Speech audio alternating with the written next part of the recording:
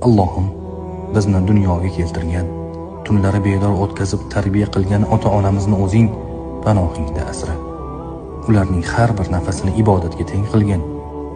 Parvardigorim, ota-onamizga sog'lik, xotirjamlik, baraka va uzun umr ato etgin. Ularning qalblarini nur bilan to'ldirgin, yuzlariga tabassum, uylariga fayz baraka tushirgin. Ya Robbim, bizni ota-onamizga sadoqatli, hurmatli, xizmatida sobit bo'ladigan farzandlardan qilgin. Ularga qachon qarasak, ko'nglimizda rahm-shafqat, tilimizda shirin so'z bo'lsin. Agar bilib bilmay qalblarini og'ritgan bo'lsak, bizni mag'firat qilgin va ularning ko'ngillarini bizdan rozi qilgin.